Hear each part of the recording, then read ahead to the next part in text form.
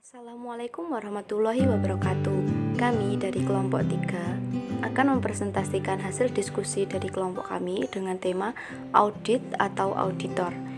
PPT ini disusun oleh Diah Ayu Marweni, Angelia Nurwantini, Eva Febriani Kartika Hesti, Fadila Tafatanalin, Farah Anggita Azizah, Vina Dwi Erika, Halimatum Munawaroh, dan Indri Devi Antika Lestari. Berikut video penjelasan dari kelompok kami. Bahasan yang pertama mengenai pengertian audit.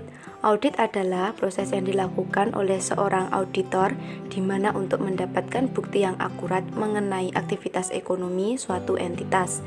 Proses audit ini akan dilakukan untuk menyertakan derajat kewajaran aktivitas ekonomi suatu entitas tersebut, apakah telah sesuai dengan yang telah ditetapkan, dan melaporkan hasilnya kepada para pihak yang berkepentingan. Bahasan berikutnya yaitu mengenai standar umum auditing. Yang pertama, audit harus dilaksanakan oleh orang yang memiliki keahlian dan pelatihan teknis yang cukup sebagai auditor dan bukan hanya akuntan.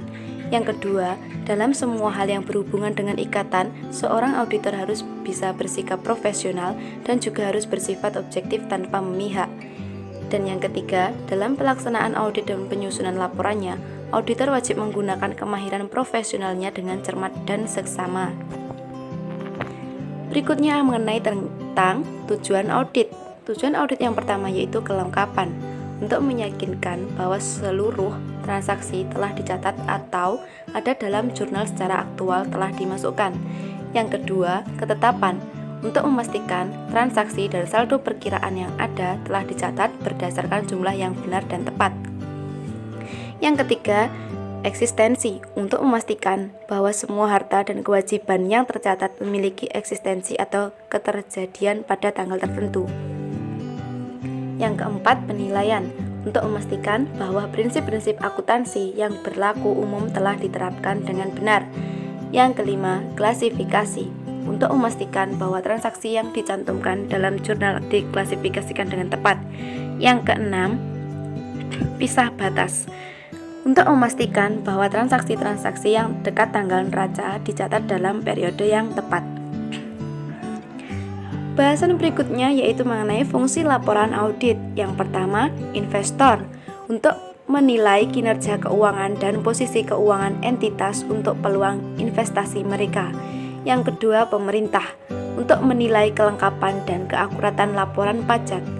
Yang ketiga, pemegang saham dan dewan direksi, untuk menilai integritas, manajemen, dan transparansi laporan keuangan. Berikutnya yaitu mengenai unsur-unsur audit. Yang pertama, informasi yang terukur dan kriteria yang ditetapkan. Yang kedua, entitas ekonomi dan periode waktu audit. Yang ketiga, pengumpulan dan penyelesaian bahkan bukti. Yang keempat, orang yang kompeten dan independen. Berikutnya yaitu mengenai prinsip dasar audit. Yang pertama, persyaratan penilaian terhadap kegiatan objek audit. Yang kedua, penyelidikan dan pencegahan kecurangan. Yang ketiga, audit dititik beratkan pada objek audit yang berpeluang untuk diperbaiki. Yang keempat, pengungkapan adanya temuan-temuan yang bersifat positif. Berikutnya yaitu karakteristik audit. Yang pertama, memberikan informasi tentang efektivitas efisien. Yang kedua, penilaian efektivitas efisien didasarkan pada standar-standar tertentu. Yang ketiga, audit diarahkan kepada operasional sebagian atau seluruh struktur organisasi. Yang keempat, audit dapat dilakukan oleh akuntan maupun bukan akuntan. Yang kelima, hasil audit berupa rekomendasi perbaikan kepada manajemen. Ruang lingkup audit adalah seluruh aspek kegiatan manajemen, baik seluruh atau sebagian dari program atau aktivitas yang dilakukan. Berikutnya, sasaran audit adalah kegiatan, aktivitas, program, dan bidang dalam perusahaan yang perlu perbaikan atau peningkatan baik segi ekonomisasi, efisiensi, dan efektivitas. Berikutnya yaitu jenis-jenis audit. Yang pertama, laporan keuangan. Untuk audit laporan keuangan ini, ketika perusahaan menyajikan sebuah laporan dan auditor melakukan audit, maka proses audit yang dilakukan oleh auditor disebut audit laporan keuangan. Yang kedua, kinerja.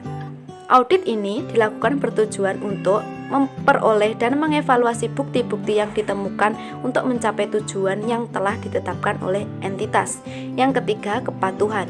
Ialah audit yang dilakukan oleh seorang auditor untuk melihat kegiatan operasi suatu entitas, apakah telah sesuai dengan ketetapan, ketentuan, peraturan, persyaratan yang berlaku atau telah disetujui seperti perjanjian dengan kreditor perundang-undangan di suatu negara.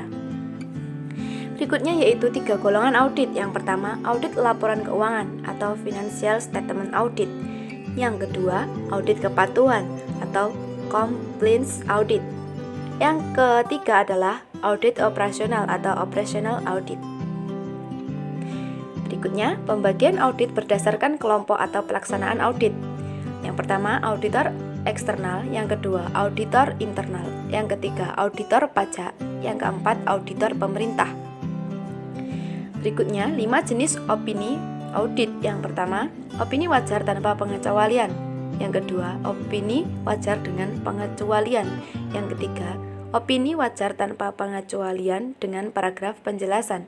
Yang keempat, opini tidak wajar. Yang kelima, opini tidak menyatakan pendapat. Berikutnya yaitu faktor pendorong kebutuhan audit. Yang pertama, conflict of interest. Yang kedua, konsekuensi. Yang ketiga, complexity. Berikutnya, hal-hal yang penting dalam auditing yang harus dibahas. Yang pertama, menghimpun dan mengevaluasi secara objektif. Yang kedua, sistematis. Yang ketiga, menentukan standar. Yang keempat, kriteria yang ditentukan. Yang kelima, menyampaikan hasil. Dan yang keenam, pemakaian dan kepentingan. Berikut tahapan dalam membuat laporan audit. Yang pertama, meminta dokumen keuangan. Yang kedua, mempersiapkan rencana audit. Yang ketiga, menjadwalkan rapat terbuka. Yang keempat, melakukan kerja di lapangan atau di lokasi. Yang kelima, menyusun laporan. Yang keenam, menyiapkan pertemuan penutupan. Selanjutnya, keuntungan menggunakan laporan audit. Yang pertama, memberikan jaminan atas laporan keuangan. Yang kedua, membuktikan integritas manajemen. Yang ketiga, ini adalah persyaratan hukum dan regulasi. Yang keempat, itu adalah persyaratan pemegang saham. Yang kelima, dapat membantu mengelola perusahaan dengan lebih efektif. Yang keenam, memahami tentang situasi keuangan dan operasional entitas. Berikutnya adalah bahasan tentang batasan laporan audit. Yang pertama, ruang lingkup audit mungkin dibatasi oleh manajemen. Yang kedua, waktu juga menjadi kendala bagi auditor. Yang ketiga, independensi, kualifikasi, dan kompetensi auditor. Yang keempat, resiko yang mungkin tidak terdeteksi oleh auditor. Sekian presentasi dari kelompok kami. Bila ada kurang lebihnya, kami mohon maaf. Wassalamualaikum warahmatullahi wabarakatuh.